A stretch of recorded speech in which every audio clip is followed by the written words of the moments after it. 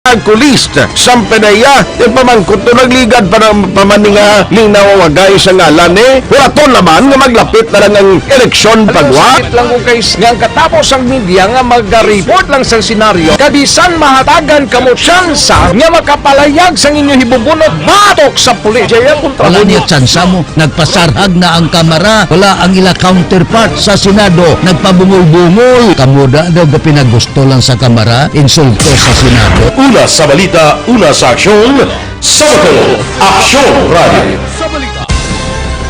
Today, DOA is confirming that a 38-year-old female Chinese patient under investigation, or PUI, is positive for the novel coronavirus 2019 DAS-CoV. I issued an order to Executive Secretary Miguel Dia clearly laying down the responsibilities of each department in implementing the bayanihan to heal as one.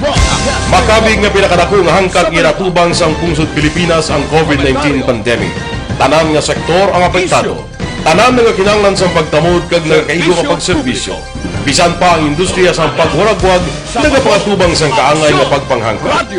Apang Aksyon Radio Bacolod, wala nagbiya sa pagpangalagad sa kahinan sa pihak sang kabudlayan, peligro kag risgo nga dulot sang pandemya. Manila Broadcasting Company. Sa balita. Komentaryo. Issue.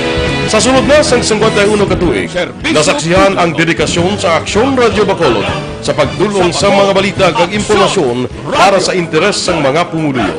Pila na ka henerasyon ang nag-agi. Komitido sa gihapon ang Aksyon Radio Bacolod nga mag-alagad sa kahinan nga tampad, wala sang ginadampigan kag ginahalungan ang kamatuoran. Sa duwa sang mainit nga away sa politika, ang istasyon nagapabilin na nga patas sa pagtalagay sa mga isyu kag problema. Bilang tagpantay sa kamatuoran, ginatagan sa importansya ang tawhanon nga kinamatarong kag nagakaigo nga proseso agud mawaragwag sang husto ang balita kag malikawan ang paglakda sang salak nga impormasyon. Sa pagluntad sang kalamidad, gindulong sa inyo ang sitwasyon sa palibot kag padayon nga nagahatag sang pahanundom agud maluwas ang kaugalingon. Ang pamilya, kalakip na ang tanan nga kaaksyon. Sa tiyon sang kasubo, nanarisari nga mga matahong na drama ang nagalingaw sa inyo. Ang inyo reklamo amon ginpamatian kag ginhatagan sang aksyon. Padayon ang reforma sa serbisyo nga ginahimo sa Aksyon Radio Bacolod agud madulong ang balita sa diin ka man nga bahin sang kalibutan. Ang Aksyon Radio Bacolod nagapanguna sa kadamuon sa online engagement sa Isla San Negros. Ang Facebook followers sa istasyon ang nagdangat na sa masobra tunga sa milyon. Serbisyo Publiko. Sa Bacolod, Aksyon Radio.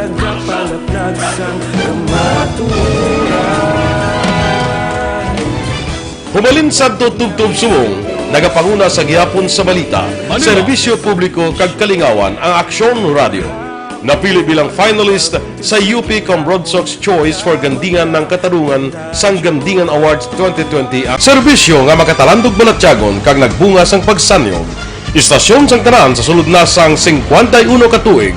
Istasyon nga hindi kamo pagkalipatan. pito ka mga kongresista isa ka gobernador ang araw sa nagkulist sampenaya pamangkot to nagligad para pamaninga linaw wagay sa ngalan wala to naman nga maglapit na lang ang eleksyon pagwa lang ko guys nga katapos ang media nga mag-report lang sa senaryo kabisan mahatagan kamo tsansa nga makapalayag sa inyo hibubunot batok sa pulis jaya kontra Wala niya tsansa mo, nagpasarhag na ang kamara, wala ang ila counterpart sa Senado, nagpabungol-bungol. Kamuda daw pinagusto lang sa kamara, insulto sa Senado. Una sa balita, una sa aksyon, Sabado, Aksyon Radio. Today, DOA is confirming that a 38-year-old female Chinese patient under investigation, or PUI, is positive for the novel coronavirus 2019 DAS-CoV. I issued an order to Executive Secretary Miguel Dia clearly laying down the responsibilities of each department in implementing the bayanihan to heal as one. Makabig nga pinakadako nga hangkat giratubang sang pungsod Pilipinas ang COVID-19 pandemic. Tanan nga sektor ang apektado. Tanan nga kinahanglan sa pagtamod kag nagakaigo nga pagserbisyo. Bisan pa ang industriya sa pagwaragwag nagapakatubang sang kaangay nga pagpanghangkat. Apang Aksyon Radio Bacolod, wala nagbiya sa pagpangalagad sa kahanginan sa pihak sang kabudlayan, peligro kag risgo nga dulot sang pandemya.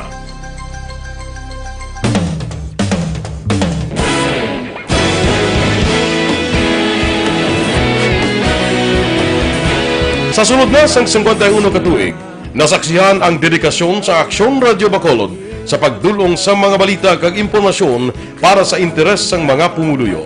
Pila na ka henerasyon ang nag-agi, komitido sa gihapon ang Aksyon Radio Bacolod nga mag-alagad sa kahanginan nga tampad, wala sang ginadampigan kag ginahalungan ang kamatuuran. Sa tunga sang mainit nga away sa politika, ang istasyon nagapabilin na nga pata sa pagtalakay sa mga isyu kag problema. Bilang tagbantay sa kamatuuran, ginatagan sa importansya ang tawhanon nga kinamatarong kag nagakaigo nga proseso agud mawaragwag sang husto ang balita kag malikawan ang paglaptas ang salak nga impormasyon. Sa pagluntad sang kalamidad, gindulong sa inyo ang sitwasyon sa palibot kag padayon nga nagahatag sang pahanundom agud maluwas ang kaugalingon, ang pamilya, kalakip na ang tanan nga kaaksyon. Sa tion sang kasubo, nanari-sari nga mga matahom nga drama ang nagalingaw sa inyo. Ang inyo reklamo amon ginpamatian kag ginhatagan sang aksyon. Padayon ang reforma sa serbisyo ang ginahimo sa Aksyon Radio Bacolod agud madulong ang balita sa diin ka man nga bahin sang kalibutan. Ang Aksyon Radio Bacolod nagapanguna sa kadamuon sang online engagement sa Isla San Negros. Ang Facebook followers sa istasyon ang nagdangat na sa masobra. Aksyon Radio, Philippine Standard Time, las 4:51 na morning. Bilog nga dakbanwa sa Bacolod, bilog nga probinsya, katapusan nga adlaw sa bulan sa Agosto. Buwas ba do kadali lang Setyembre na, ber na kita. Kamusta ang mga dalanon? Kamusta ang syudad sa Bacolod? Kamusta mga balita? Kamusta mga merkado? Karon nga adlaw, pizza 31 gid.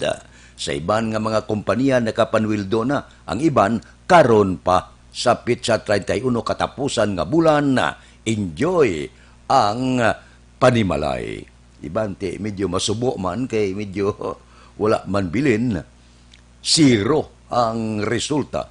Bangod sang kapigaduhon, hulam dire, hulam dito, wala bilin ang sweldo. Kamusta ang aton patrol nagalambiyong na idulong nila sa aton ang sitwasyon sa Dakbanwa sa Bacolod. Balita sa patrol. Updan kita ni Aksyon Alvin Graba. Aksyon Alvin! Aksyon Fred, good morning. Sa aton pinalangga ng mga tagpalamadi, good morning. Ang sitwasyon sa dalanon sa siyudad sa Bacolod, alas 4:52 abi. Ining kagahon, masyado pagtawhay Aksyon Fred. Sa sining kagahon, kung ang mga dalanon ang aton paghahambalan, may pipila lamang ka mga salakyan di pasahay subong kagahon ang nagabiyahe. Going sa area sang Punta Taytay nga naga-standby sa karon. Dirin man sa area sang Police Station number 1 Action Fred. And ang iban going man sa area sang Libertad, halinili sila sa area sang Barangay Bata. And of course, may mga tricycle makitaan taman nga nagahulat man sa mga pasahero. Short, kasubungan daw mas maayo kay may movement Action Fred. Unlike kahapon, adlaw Domingo, sa paglibot pipila gid lamang ka mga salakyan di pasahe adlaw na jutay lang gid ang nagabiyahe. And ang kalabanan nga makita taman kahapon mga pribado ng mga salakyan, no? Subong nga kagahon Action Fred abi kagabukas na ang mga merkado sa piyak sini nga kahapon nga adlaw gin may lockdown man sa mga merkado ina bangod gina paninluan gina disinfect ang mga merkado publiko partikular ang area o kunang Central Market, ang Burgos kag ang Libertad Public Market Action Fred, no?